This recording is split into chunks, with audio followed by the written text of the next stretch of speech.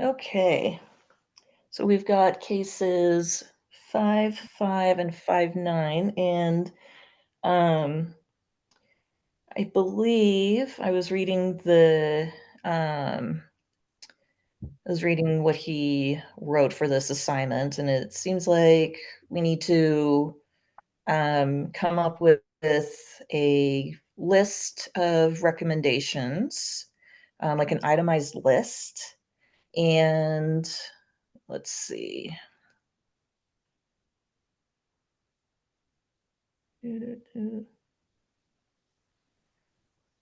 I thought this was, what was it? There's something interesting in here. I can't find it anymore. Anyway, so let's just focus on making sure we've got It wants us to discuss the case beyond the recommendation. Oh, yeah, that's what it was. Okay. And discuss what makes a good recommendation section and why this might be better than what you Mm. Okay. 5, so 5 out of 5. Okay. Yeah, so it's just like the normal thing, and then we'll have our own recommendations and read his, and then talk about what makes good recommendations. Okay. Does someone want to take the first one?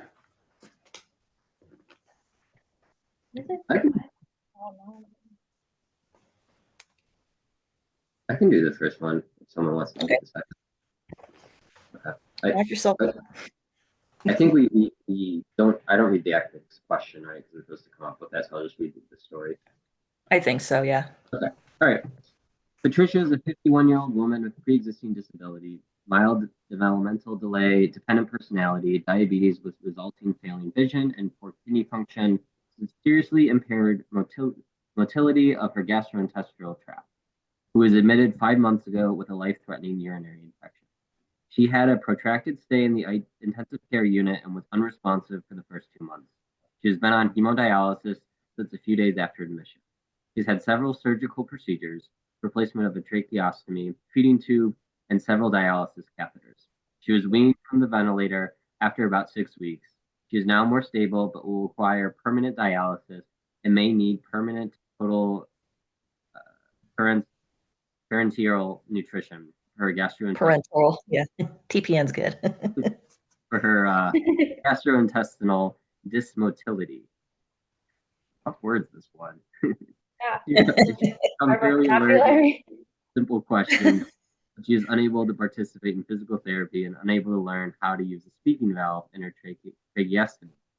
Her renal social worker reports that she understands, by mouthing words, that she is on dialysis to take poisons out of my blood, and that without it she would die, but she does not find dialysis uncomfortable. She has been married for 12 years to Robert, who is also mentally disabled with recurrent schizophrenia. When she was admitted, he was distressed and deferred treatment decisions to her father, nearly 80 years old, who has consistently requested full therapy. Her parents have been living some distance away for 5 years, and her mother, disabled from a hip fracture and stroke, is cared for at home by her husband. Robert now seems somewhat better able to cope, and yesterday he agreed to limitation of treatment order, no resuscitation and no reattachment to the ventilator, because he felt she would not want these aggressive therapies if she should worsen. Uncertainty remains about the continued use of her high-tech support, dialysis, TPN, and what to do for other complications, such as recurrent serious infection. Georgina, this patient's advocate from the Department of Mental Health, has known her for 13 years and contacts her every once to 3 weeks. She reports that the patient has been well networked, but is very dependent for personal care on Robert. She has particularly enjoyed eating and talking, the two activities that may now be permanently impossible. In her opinion, however, it is her opinion, however, that the patient would not mind a dependent existence as long as she was comfortable and aware of her surroundings. Patricia's primary physicians report that the patient has previously been terrified at the prospect of dialysis, but that she easily accommodates to the new challenges.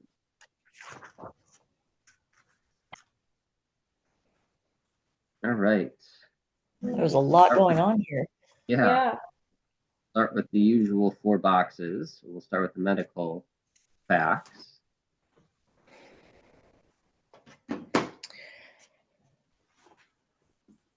I'm just thinking that as the bedside nurse walking into this would just be, I would just want to, oh no. Yeah. That's terrible to say, but there is a whole lot going on here. Okay, so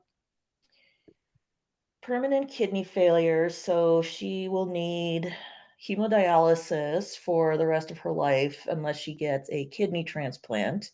And I'm not sure how, like, how they would approach whether she would be a candidate or not.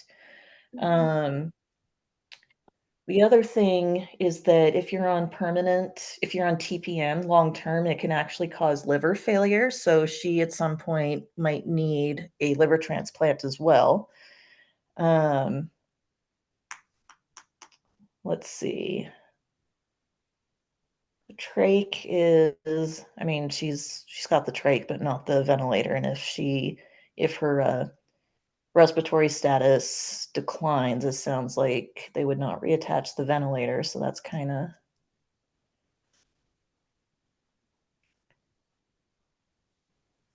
the diabetes could also, like, depending on, um, that could also put her at risk for more infections because if she doesn't have her glucose under control, bacteria like glucose, and it doesn't really say, but it's common to have some amount of cardiovascular disease along with diabetes. Well, it Yeah. seems like right now the symptoms for the most part are controlled, and I don't think they included a prognosis or recommended interventions. It just seems like a question of, what if things happen, or like a Yeah. revisiting goals of care or burdens of treatment type of deal. But I guess further down the box, that could also put into question quality of life with already everything that's going on now. We're talking about the possibility of setbacks in the future, which could also impact her already somewhat deteriorating quality of life, it seems like. Mm-hmm. And if she's on permanent dialysis too, she would need to be able to go to a clinic 3 times a week for at least an hour, maybe 3 hours per visit. Yeah. I don't know how much her pre-existing disabilities would affect the continuation of both needing to take to receive dialysis and take whatever medication she might have to take because of it. Mm-hmm. And then being on TPN, she's going to be hooked up to an IV pump, and she'll need to have, I mean, separate from the dialysis access, she's also going to need to have another form of long-term IV access, Would that which be like a also central line too, or would it not be as? they're both central lines. So usually, I mean, so in pediatrics, we usually have to go in here because that's just what we have available. With adults, they could probably do a tunneled line around the subclavian, or if I guess they do the fistulas in the arm. So that would be for the dialysis, but the TPN would need an entirely separate central line. So obviously there's risks of infection for both. Yeah. Very high risk for infection with everything going on, yeah. My friend's dad is on dialysis and he experiences like severe blood pressure. And then also with that also experiences like nausea, vomiting, dizziness, like constantly all the time, and has been redirected onto like a kidney health diet and everything to promote kidney health. So has reshaped his entire life to basically try and help himself out, but still faces all of these experiences. And his doctors haven't been able to figure out how to modify it so that he's not facing this. He'll have his good days, but majority of the time he actually faces a lot of setbacks. Luckily, he's going in for a kidney transplant soon, so hopefully that works out. But so far, yeah, so That's far, exciting. yeah. So I'm hopeful that things will be okay. But unfortunately, with the dialysis so far, it's been, I know that the treatment itself is painless, but all of his symptoms have been pretty severe. So Mhm. thinking of that too, I also am thinking of all of the possibilities that could happen with this as well. Yeah, for sure. Yikes, yeah. It's not Like, benign. Mm, yeah, I think we've covered a lot of the medical facts. Unless anyone else would add before we transition into patient professional preference. mhm. I think that Reagan, your comment will be really salient when we get to the third box, Yeah. Mhm. and partially in the second box too. Mm. But it sounds like for the wishes and patient's values that she enjoys, it was eating, and what was the other thing? Eating and talking. Eating and talking. She Yeah. could talk, except but she can't Talker. figure out the speaking valve on the trach. So, Yeah. Oh. I get it. I love to eat too. Yeah. Now her Um, diet might actually be severely affected, so let's hope she's mhm. a good eater and likes to eat various things. Um, here's an interesting, does the patient have the capacity to make decisions about medical treatments? I'm not I'm Yeah, not there's not. convinced that she does Mhm. entirely, and I'm not sure that it's kind of unclear. Her social worker reports that she understands. She So, understands what's going on, but I don't know that she's in a possible. yeah, that she could consent to anything, honestly. It seems like It her kind of reminds husband me. It kind of is reminds me of sorry, go ahead. like reminds me of an adolescent where they can assent to things, but they don't have like full decision making Yep, capacity. Yeah. So the preferences are important. I agree. Doesn't seem like she's has the capacity. right. But again, And too, if the with her husband, patient he wouldn't have yeah, capacity as a schizophrenic episode, but if he yeah. does, he would. And I think Seems like so she if ahead of time deferred her treatment um to Robert. So maybe she was worried about her decision-making capacity and now it's been deferred to her father. So I don't know, maybe that also is a little bit of a hint of yeah,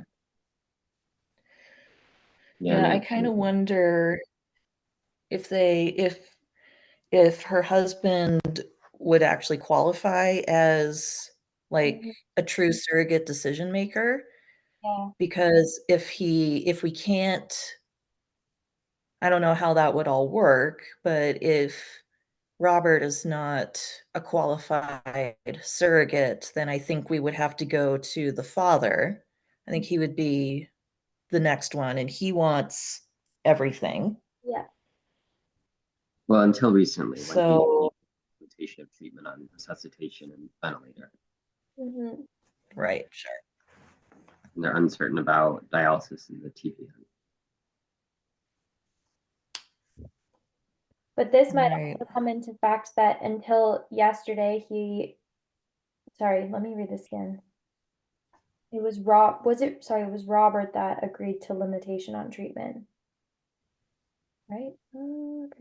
Yeah, Um, Robert, not the dad. Okay, not the dad. Okay, for a second I read it as the father because I was gonna say that might be a question of his state if it was the father, which it's not, but I was gonna say it might be a question of his state because of what the mother's going through. Maybe the father doesn't want to take on too much from both the mom and his daughter, but it's Robert. Hmm. So It it does seem like Robert, when they say he's better able to cope now, it seems like he's got decisional capacity to some extent with yeah. making decisions for Patricia. Hmm.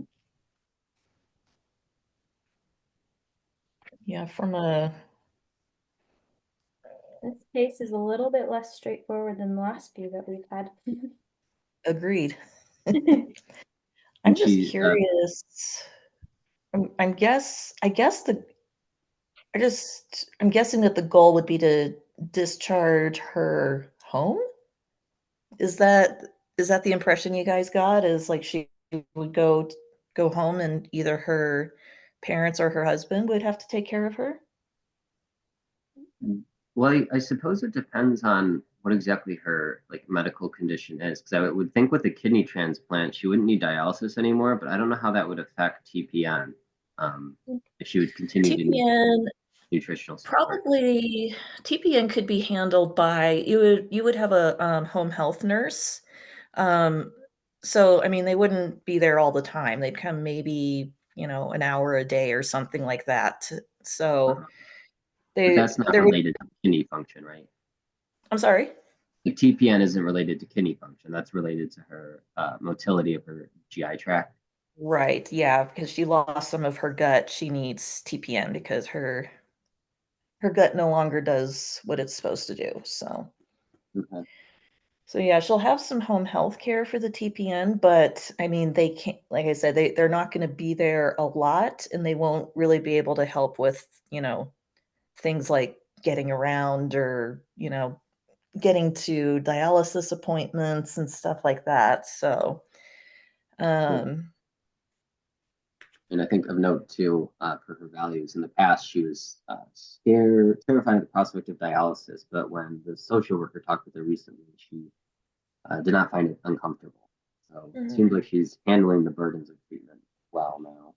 Yeah, she seems adaptable is the impression I'm getting. Yeah. Yeah.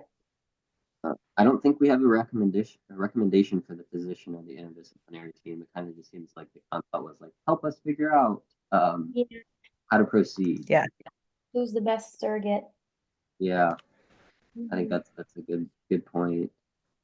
And then those Mhm. that are involved in decision making, I think we touched on that it's Patricia, her husband, and then her father to an extent.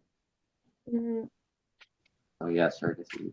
Any other comments on box two, or should we go into the box three? Um, The other thing I wanna mention before I forget is that, um, she does have the patient advocate, mm, um, so I don't know exactly That's good. how that fits into the hierarchy of who gets to make medical decisions, yeah. but I just wanna say that out loud before it slips my mind because I think that might be important. I think that'd be a good point for the patient's values and trying to Yeah. decide how much treatment she'd be willing to accept. Yeah. I think it's good. And Okay. if I don't say things when they come Alright. straight to my mind in these conversations, I completely forget about it, and I'll leave the like our call after, and I'm like, dang it, I forgot to. That would have been useful. Even though we all end up getting to the same point, I'm like, oh, okay, next. I always find it harder to actually think about the case too when I'm the one presenting it. Yeah, Mhm. Let's you're go to the reading it, next you don't box. actually take it in at all. You're Yeah. like Yep. skipping over it, and then you look back and you're like, wait a minute, I didn't even register. Yeah. Yeah. And then we do them like late at night. So after I go to bed and I'm like sitting in my bed just thinking about it, I'm like, I wonder what we didn't actually hear about or what actually happened and I'm like, my brain needs to stop. Yep. Um, Alright. anyways, the benefits 3. and burdens of treatment. It sounds like on one hand we can just continue with the treatment plan, which is the continued treatment, but don't escalate things. We have the limitation orders, so we wouldn't attempt resuscitation. They wouldn't attempt ventilator assistance, but we continue with dialysis and TPN. Um, which would also raise a question of continued treatment. There's a high risk of infections. There's a high risk of potential relapses too if the treatment's missed or if something occurs. Side effects as People well. didn't have the resources. Yeah. Mhm. And then with the tracheostectomy, that's been placed, so that's still in. Mhm. Yeah, 'cause that's why we need to do the TPN. Okay, so I guess there's also risk of infection for that too. Drake, not so much. It could maybe put her at slightly increased risk for, like, some, like, localized upper airway infections, but it's Okay. not it's not as bad as, like, having the full-on endotracheal tube. It's still Okay. not great, like, you have plastic living in your body, but Well, it sounds I like don't know. from the go ahead. My impression of all of this is that even just continuing with what we're doing, there's a pretty high just burden, just, overall. Um, yeah, even without escalating anything, there's just a high burden and a high use of resources, which, Mhm. that's neither here nor there, but that's what it is. Yeah, Yeah.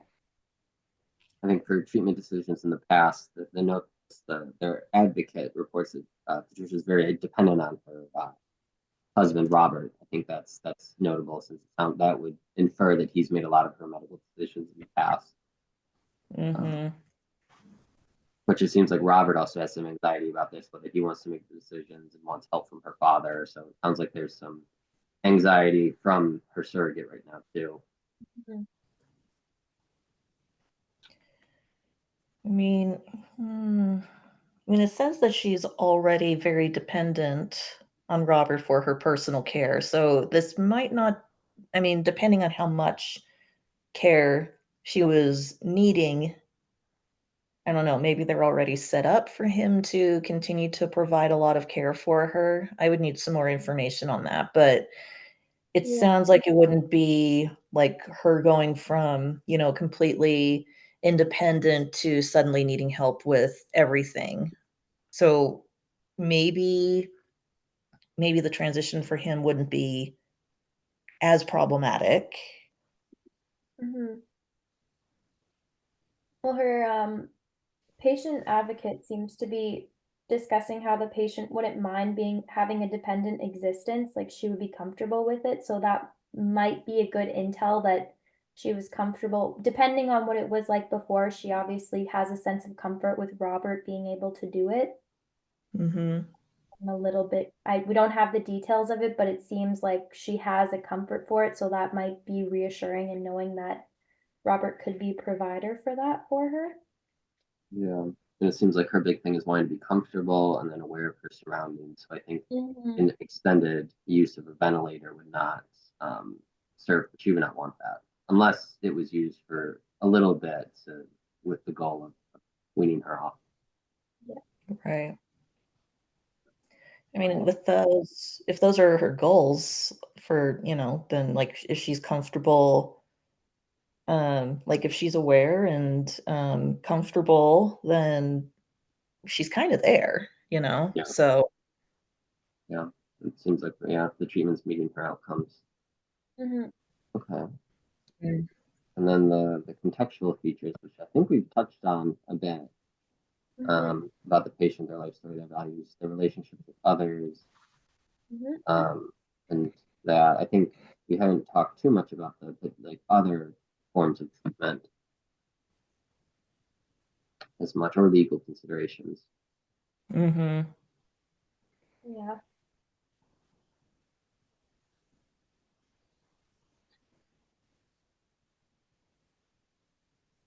I suppose the one option is to not limit the treatment and have her be full code, but I don't think that really makes sense because Yeah, that would no. be that wouldn't Yeah. Not when the patient seems to be comfortable with the treatment that's being provided right now. I don't think that would be a good Yeah. option. yeah. And she didn't. I think it said she didn't enjoy the. It says she didn't enjoy. Mm. She's particularly enjoyed eating and talking. Mm. I think there was a treatment. I saw there was a treatment that happened, like one of the surgical procedures that she didn't like. But maybe I'm mixing this up with an old case. Yeah, I don't think so. Hmm. So I guess the other thing too is do we want to limit treatment of dialysis and TPN right now, which doesn't seem to. Um, it seems like she's pretty uncomfortable or comfortable. It would just be if something were to become infected in the future, how much treatment do we want to provide her, or would she want to have provided to her? I should say. Mhm.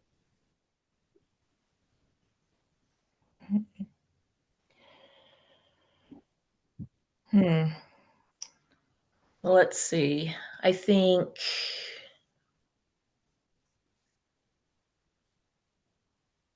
trying to organize everything in my head into some recommendations. I think would it help to for us to name the ethics question first? Like what's the and the consult? I haven't looked at it, so I'm not actually sure what it is. yeah. What they're actually asking us to do, yeah. Yeah, I do think real quick with the legal stuff, they're pretty much following like medical decision making to a T for how most states have it written out, where it's your spouse and then patient's parents. It would be her adult children next normally, but she doesn't have any, so they're following the right progression. So my guess would be this is a question about how to with goals of treatment, burdens of care for a patient with compromised decision making capacity, both on her end and her surrogate's end, would be the ethical question. Yeah. Yeah. Yeah. I think that's a good starting place is figuring out how much we can rely on her to make decisions about her own treatment. Yeah. And then should also figure out somewhere how this whole thing with Robert is just kind of throwing me off here. Feel like it would be best if we were to figure out if she has decision-making capacity for her treatments, and if that is the case, then we go from there. If that's not the case, then we try and figure out who her best surrogate decision maker is. So whether it's her father or Robert, or it's Georgina, Yeah. or if we include all of them, or if it's like her opinion with the support of, and we haven't, I don't know, it's hard to narrow Yeah. down. But I feel like Yeah. from what I'm trying to see, I think they're trying to figure out the best course of action with what to do with Patricia afterwards, and then also trying to figure out who can provide the best input for the treatment being provided Yeah. if it's not her, which it seems like, because or is involving so many opinions, that they might be trying to figure out Yeah. Yeah. who's most reliable. Well, I think Yeah. that's I feel like we've kind of narrowed down the ethics question about who should be the appropriate surrogate and how to handle continued treatment. So should we check that and then move to the recommendations? Mm-hmm. Okay. Yeah. According to Bob Orr, is it appropriate to continue chronic high-tech life support for this cognitively impaired woman with a poor quality of life? Who is her appropriate surrogate? I feel like we hit that nail on the head there. Woot. Good job, team. So then our recommendations, which I like the trying to sort out what Patricia wants, trying to explain that to her, to judge her decisional capacity, whether that's she's not involved at all or whether it's more of a role of assent.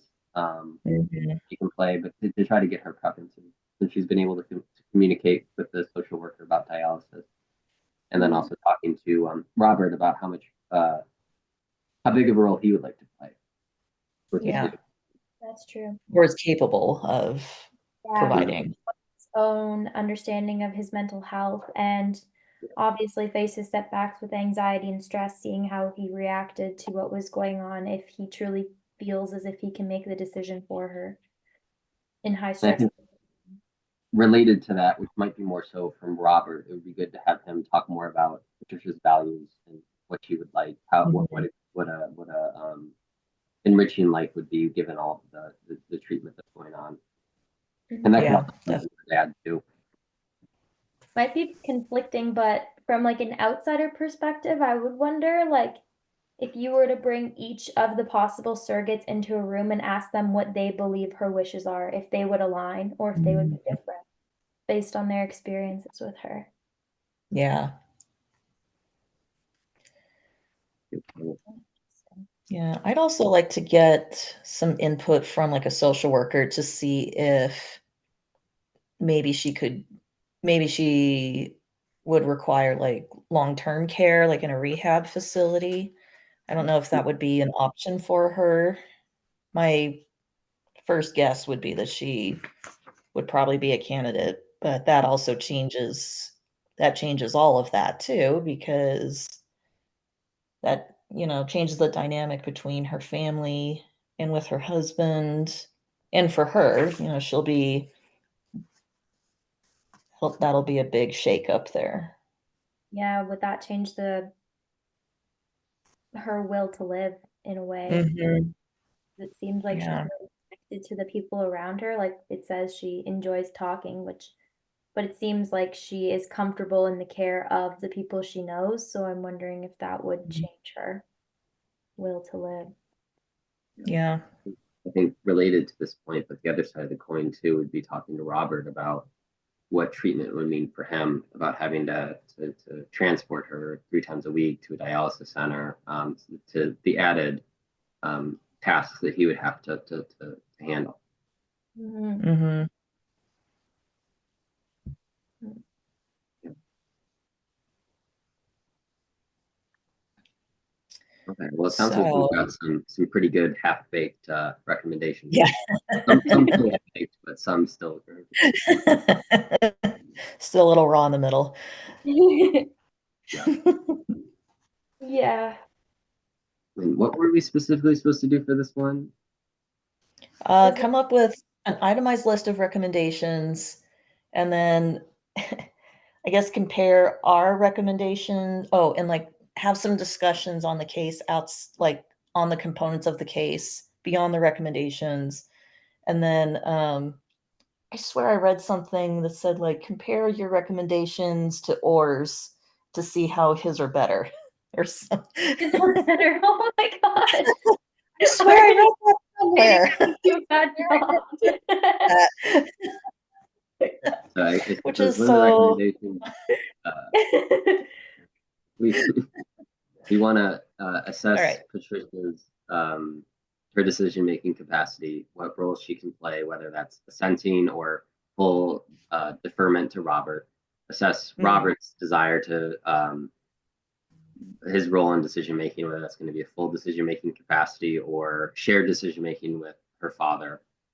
Discuss with her father, Robert, and the mental health advocate. Try to get an idea of her values and what a comfortable life would look like for her.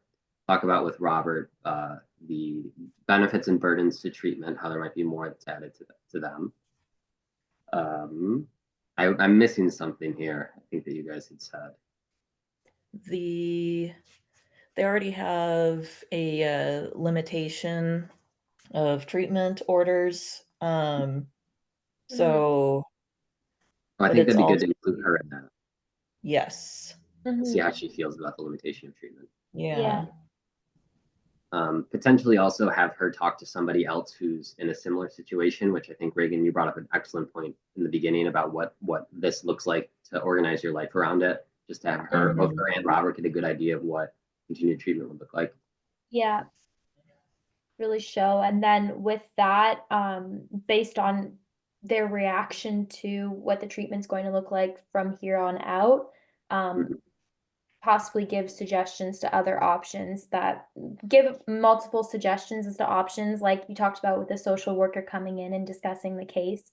Um, and then also asking if any other individuals will be participating in aiding with treatment or travel or anything like that, so it's not much of a burden, not that it a burden to Robert, and just see if it's Spread it out a little going to bit. be on Robert or if there's going to be other people involved, and if there are other people involved, then possibly including them in this discussion as well, or another discussion where they're all talking about it. Yeah. Yeah. Okay. That seems like a good list of recommendations. Do we have anything we want Yep. to add before we turn to the discussion and start comparing ours?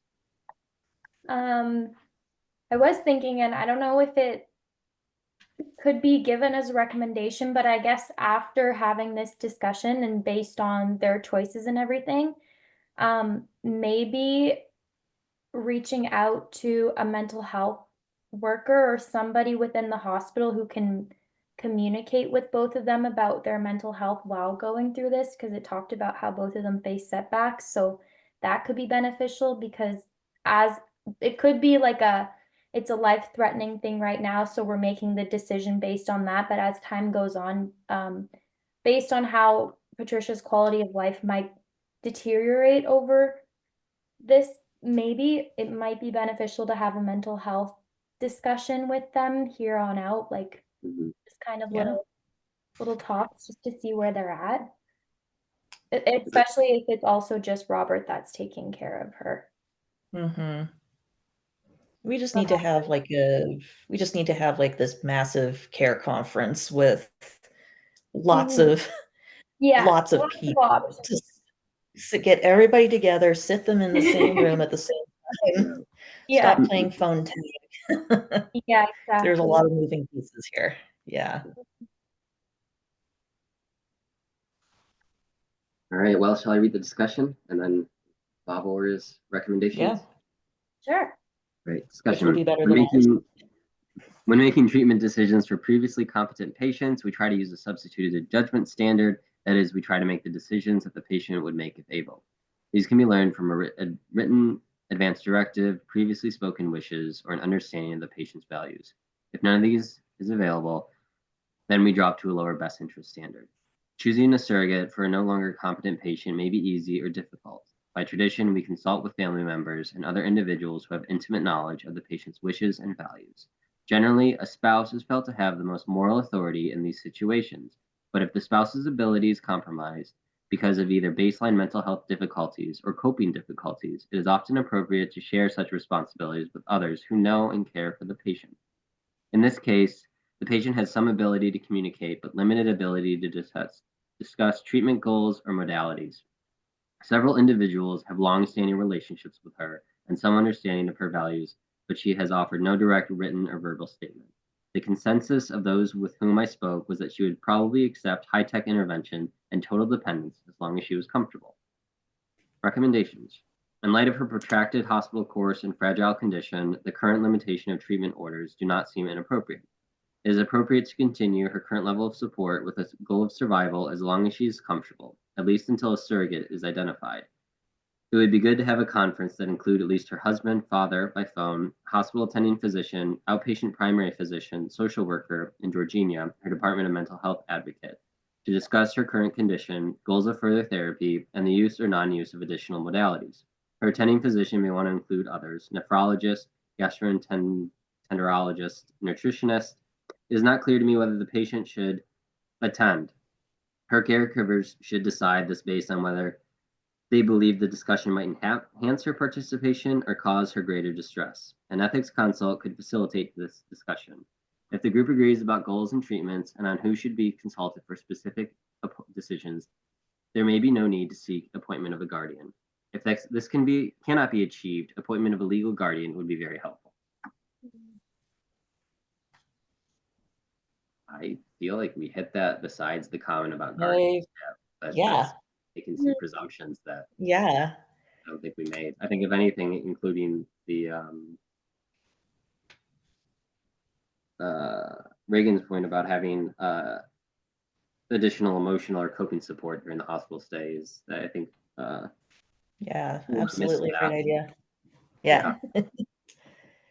I was saying it, I was like, I really don't know if this technically applies to the recommendations that we can make, or if that's kind of like a surrogate decision down the line. But I was like, maybe I'll just say it just in case. So I guess I'm glad I did. Yeah, no, I think that's a fantastic idea. Yeah, interesting. Well, I think it's Well, or you're not better than us.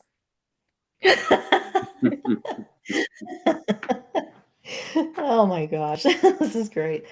Let me just read this follow-up real quick. Management conference was held, and there was consensus that Patricia is not suffering in her current or present state. She would very likely choose to continue this level of technology as long as it maintained her condition. New conditions or complications that have a reasonable chance of being reversed should be treated. The limitation of treatment orders currently in place is appropriate, and if she has further significant deterioration that is unlikely to be reversed, it would be in her best interest to give comfort care rather than burdensome treatment that almost certainly will not work. There was considerable discussion about surrogacy. not surprised. And both Robert and her father indicated a trust in Georgina, the Department of Mental Health advocate. She agreed to be available, but will contact Robert and Dad before making any major changes in therapy. Group effort, I love it. Patricia's condition remained stable for 6 weeks, at which time she became critically ill with sepsis. Who did not see that coming? This was treated aggressively for another 2 weeks, but when she remained minimally responsive and appeared to be uncomfortable, all agreed it was appropriate to change goals to comfort care. Her dialysis was stopped, and she died in another 30 hours. Sounds appropriate. It seemed really messy at the start, but yeah, I feel like we really were on par with Orr in this one. yeah. The detail, but yeah, good I job. think the hard part is like, the substituted judgment business, because, reading all of that, my first reaction is, oh my gosh, that sounds absolutely horrendous. But the Yeah. patient was completely fine with that quality of life. Yeah. So, it's, that's one of the hard parts, I think. Yeah.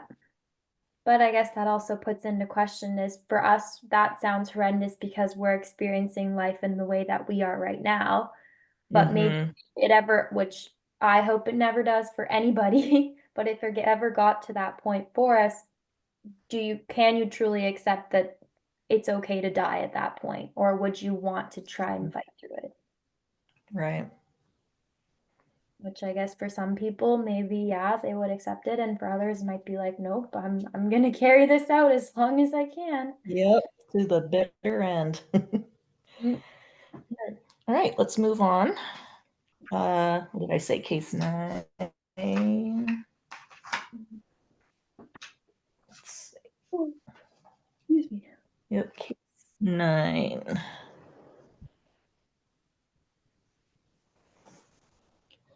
All right. You want to take this one, Reagan, or Colin? Do you want to take it over? Sure. I don't really, or I can do it. I don't care. I'm covering up the question so I don't read it while I'm reading this small little bit. I know, right? Like as soon as I saw it, I was like, hand.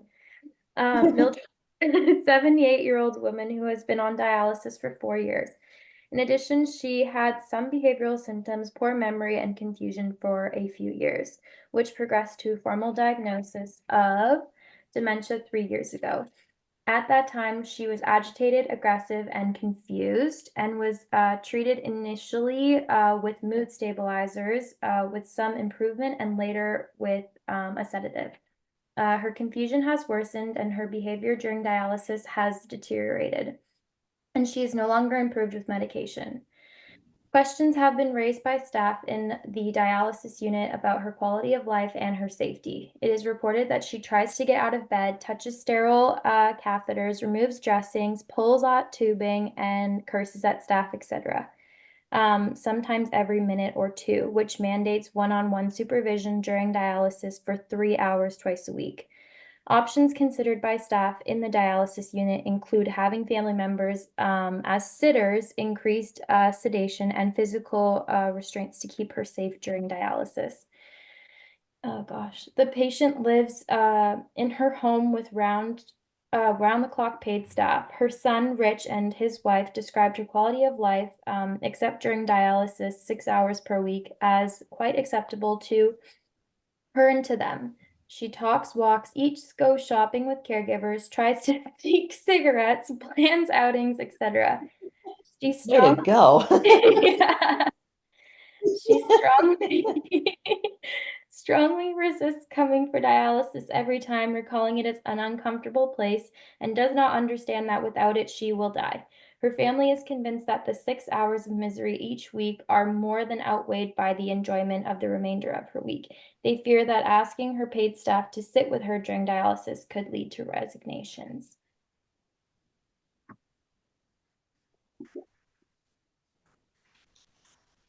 I love the insert of sneaking cigarettes. That's amazing. Her quality of life can't be too bad, right? We don't actually dialysis in the first place. It didn't say the only diagnosis that dementia is on dialysis. right? Mhm.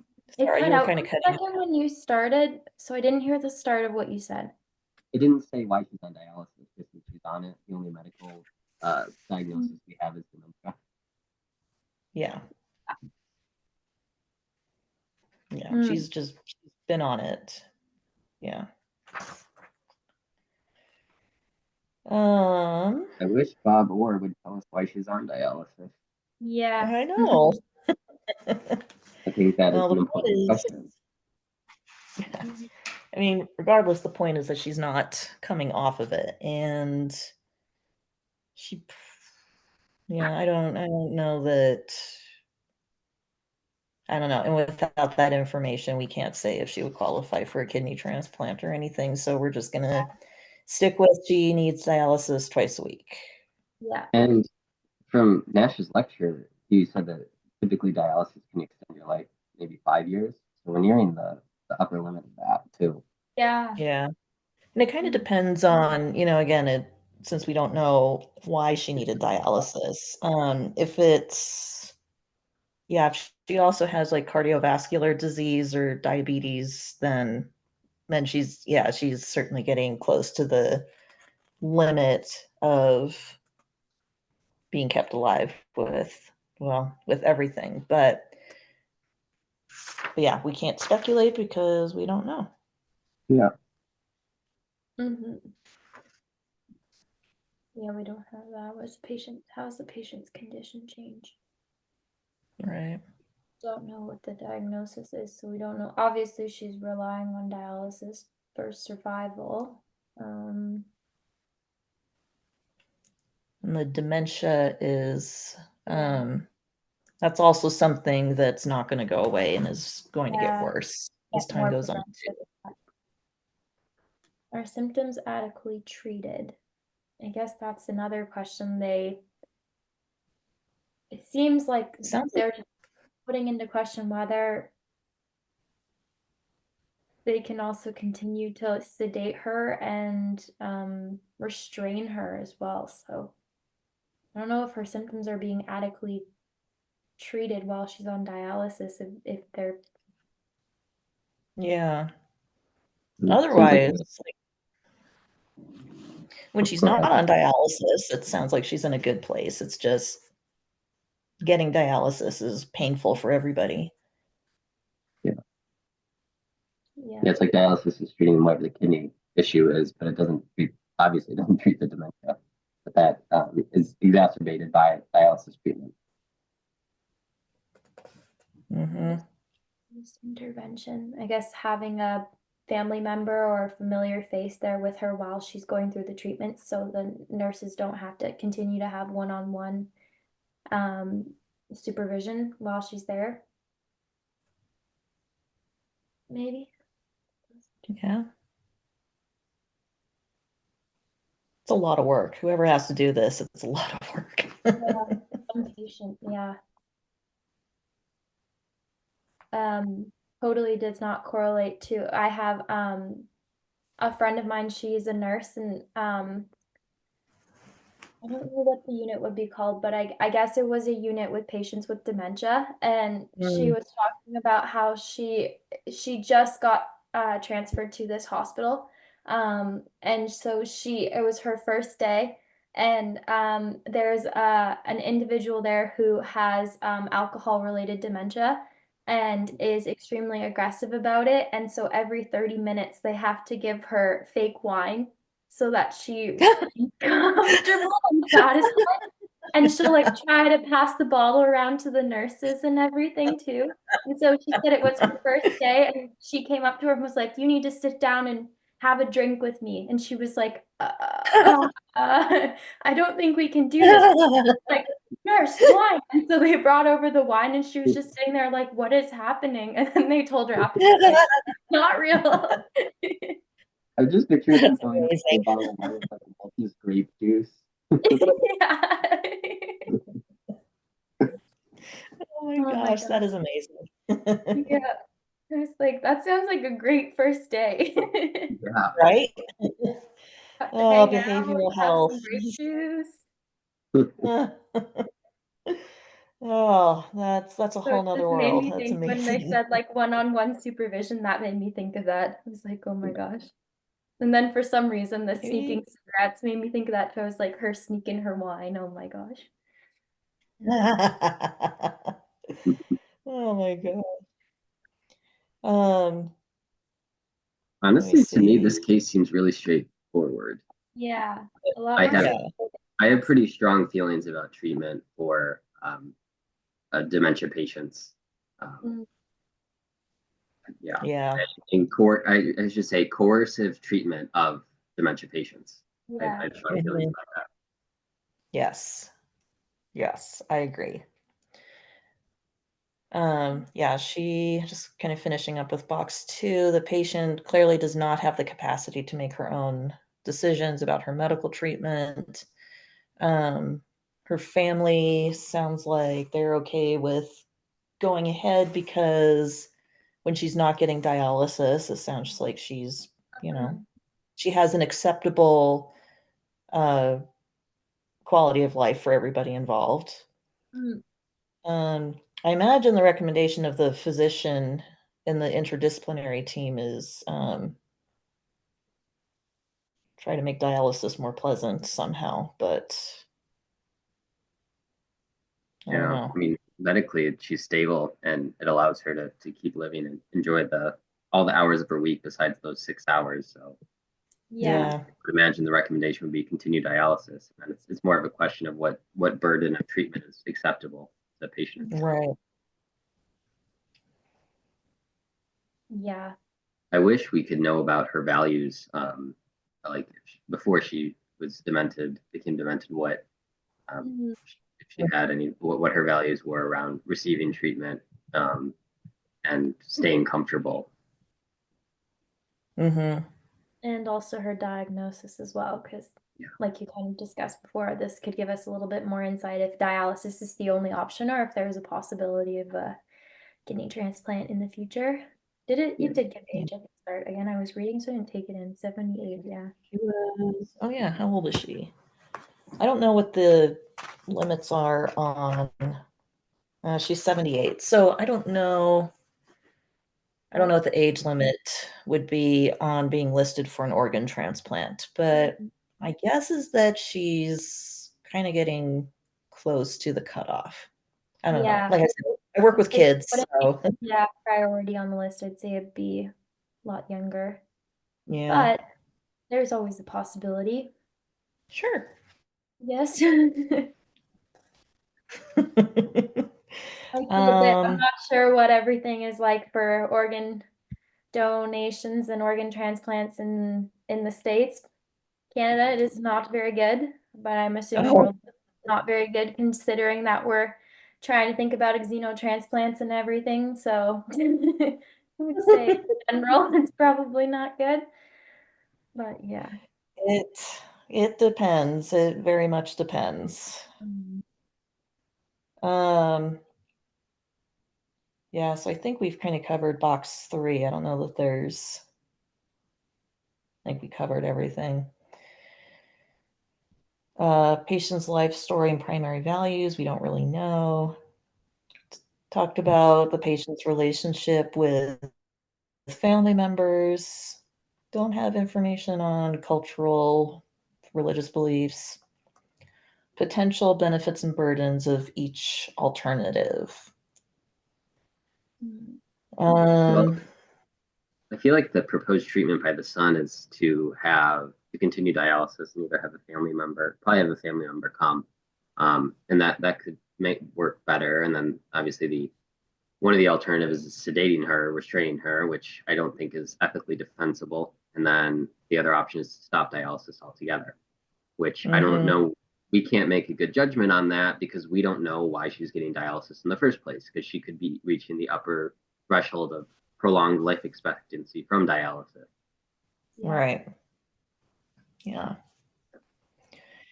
It does seem like the family has a good amount of resources available to them, Yeah. um, which, I don't know how much that'll actually play in here, but just an observation and that, um,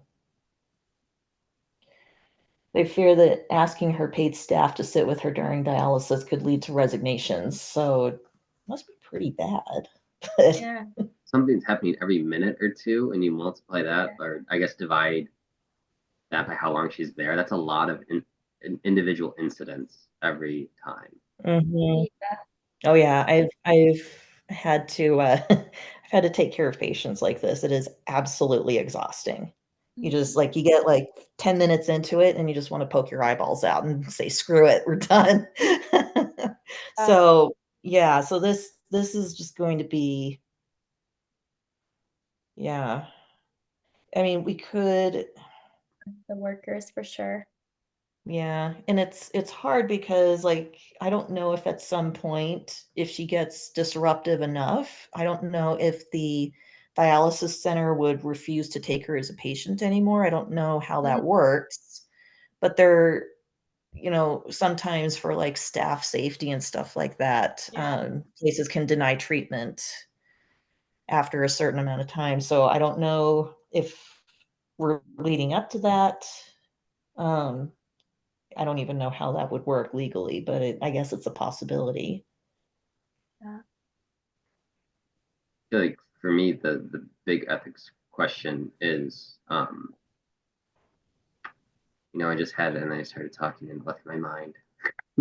Oh, Hate So that. whether it's ethically permissible to continue dialysis treatment with a resisting patient who has lost decision-making capacity and is demented without knowing Mhm.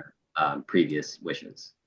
Because yeah, I think it'd be great if we could try having a family member there with her if the family is willing to consider that.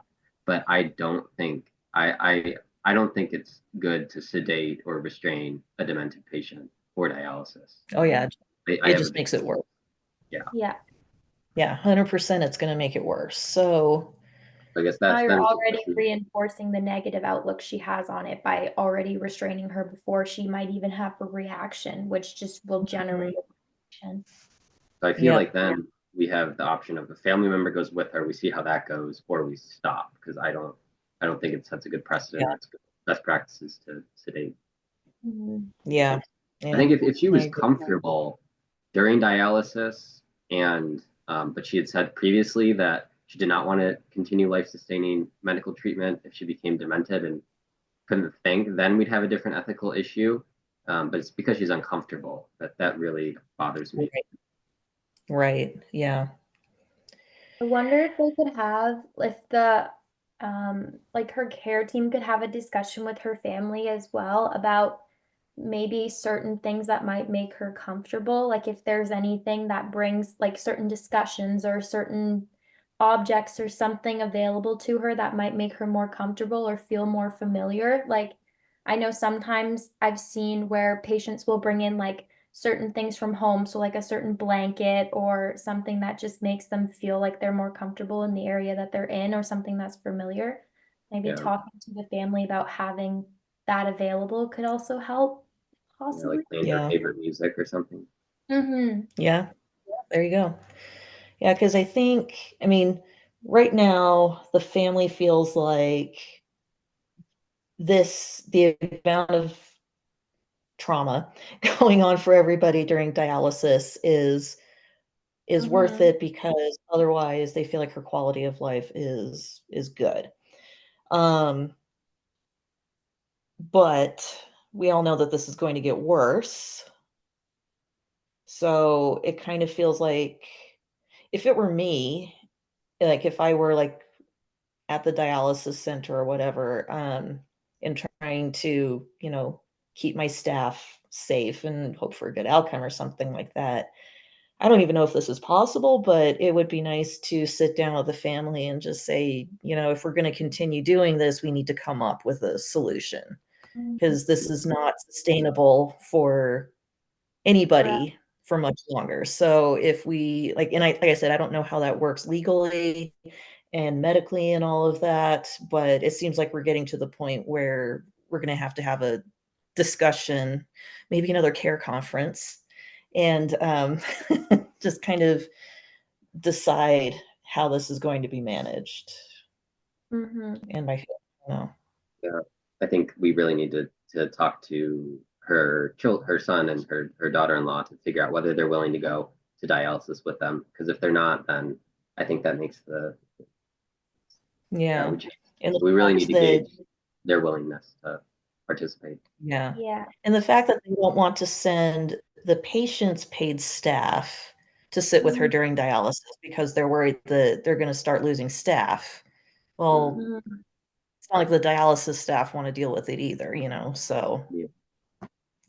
someone has to do it.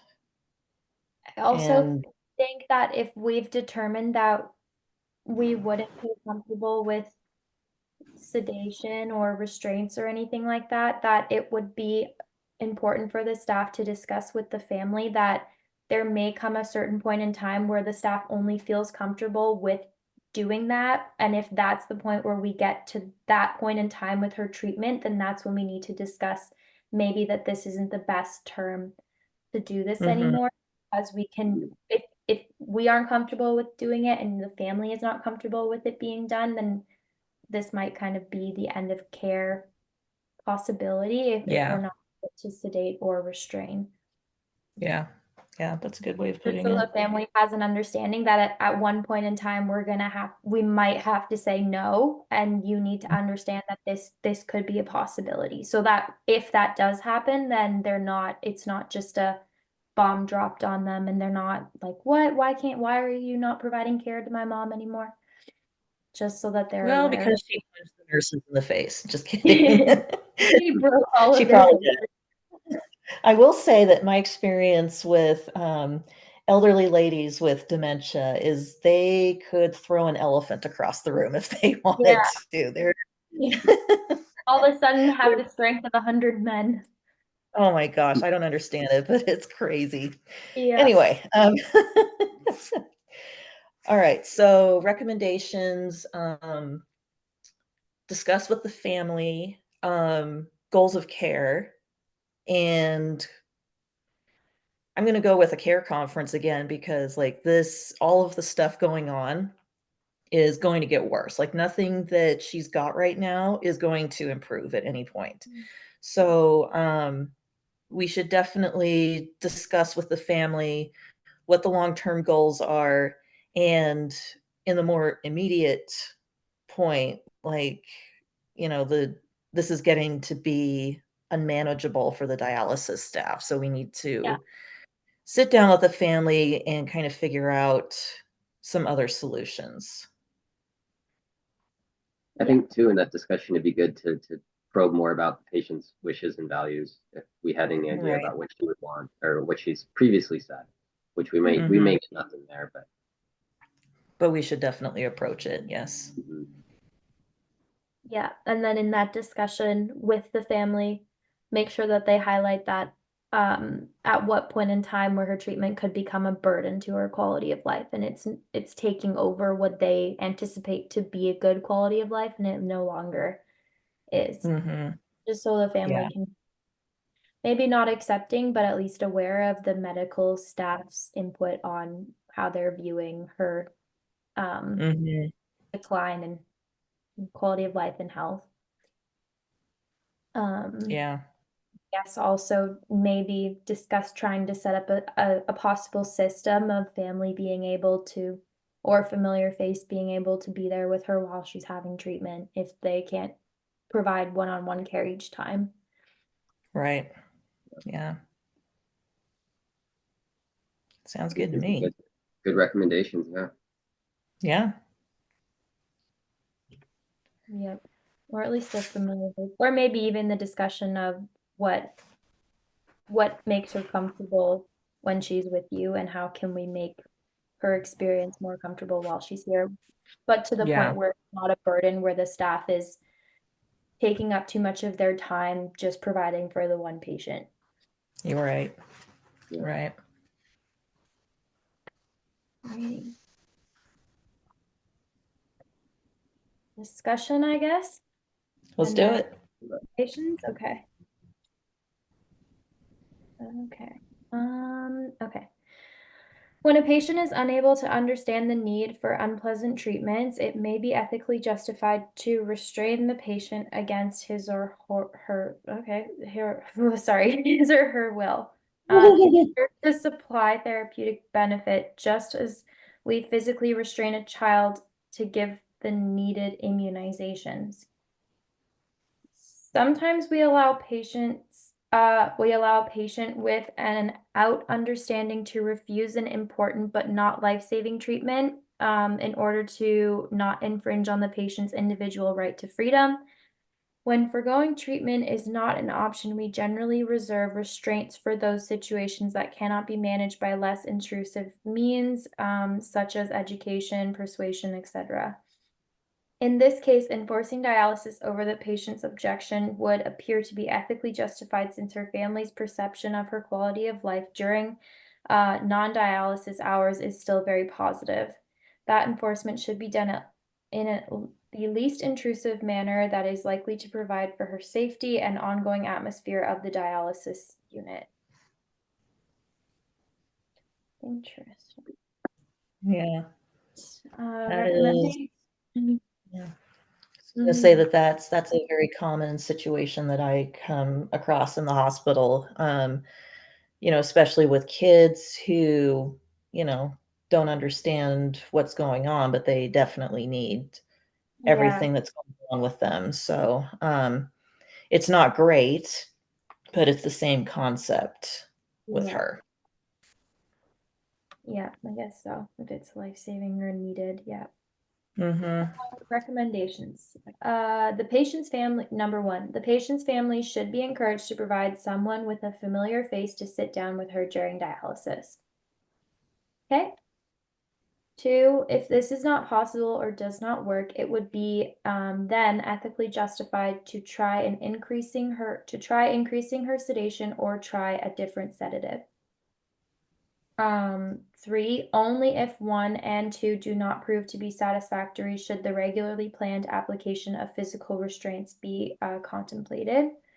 And then four, her family should be encouraged to frequently reassess the balance of burdens and benefits of her treatment to her overall quality of life.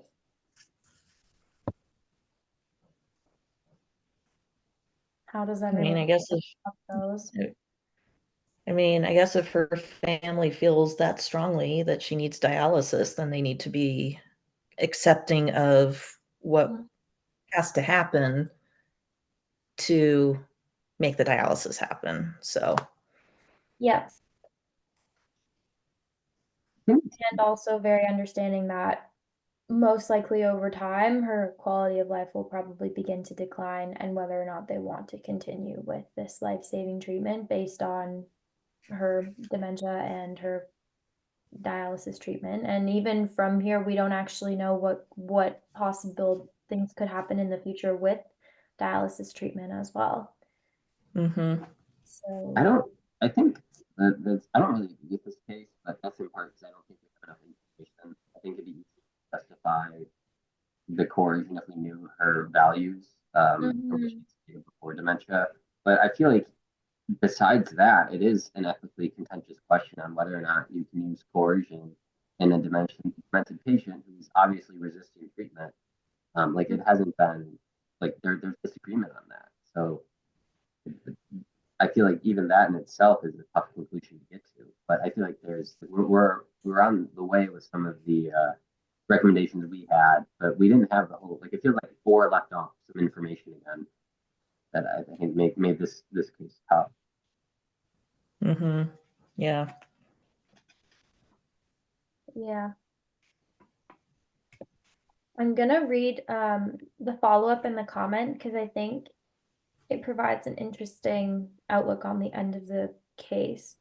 So Rich and his wife took turns staying with Mildred during her dialysis treatments. Her behavior was only slightly better, and it was very stressful for her family, though somewhat less stressful for the dialysis team. This plan continued for several months, with reports of oh my gosh, tongue word. Time at home before Mildred succumbed to her overwhelming infection. And then the comment is, This case serves as a reminder to healthcare professionals that they sometimes see only the patient's worst times when sick, uncomfortable, and confused. They may thus make a judgment for the patient's quality of life as quite poor, when in fact, while the patient is at home, he or she may be relaxed and appear to enjoy life. Reflection on this case also allows us to contemplate the place of quality of life in making treatment decisions. If Mildred acted as she did in the dialysis unit all the time, it would still have been an appropriate to try all means possible to improve her lot. If, however, all those efforts failed, it would then have been ethically permissible to consider withdrawing dialysis with the expectation that the patient would die. There is no moral obligation to continue life that is dependent on technology if the technology causes a greater burden than benefit, or even if the continued life of the disproportionately burdensome. Yeah. Yeah, Yeah, that I sounds. like the conclusion of it though. Like it ended up being a lot of what we recommended. Family goes to dialysis. I think I just typed into the coercion piece and Yeah. or showed his cards there, but the case itself avoided restraints or coercion. Mm-hmm. Yeah. Yeah, dementia's tough, no matter what. But I think that Right. was a good comparison you've had, Elena, with it's like a child who doesn't understand. But still, I don't feel like it's a tough question to answer Yeah. for a patient who doesn't understand. Yeah, agreed. It's also hard to answer when, again, you aren't given, again, it does put into aspect that the care team might not be given the whole story like we are right now, but sometimes I really feel like there are certain aspects of the story that are kept out just so that it can really keep our recommendations or our view on what's going on kind of more outside the box and everything. Yeah. Mm-hmm. But it is Yeah, interesting. definitely. I would wonder if like multiple care teams read this, what their reaction to it would be. If they would all be like, well, we've worked with dementia patients, so we understand that we might have to do this, or if some people would feel uncomfortable with the restraints. Yeah. Sedation. Yeah. And at that point in time would just say, no, we refuse to treat this patient. Yeah. Yeah. Yeah. It's tough. The tricky cases. I mean, it's a good thing to think about. Yeah. I think it's really interesting to if there could be like we could at the end of the semester be like agree or disagree with all the different recommendations. Yeah. It would take a long time to read through everything, listen to everybody. I wonder how our class is responding to this. I wish there was like a Right. little tiny, not like quiz, but just like a little survey at the end what we had to do just to say like whether or not we agreed or disagreed with the recommendations. And then he shared like the results of the quiz or like the survey at the end of the year, and you saw for like each one what each person decided. That would be awesome. Yeah. I wonder what all the other groups are thinking. I know, right? All right. I think we're done. So I'm going to stop the recording.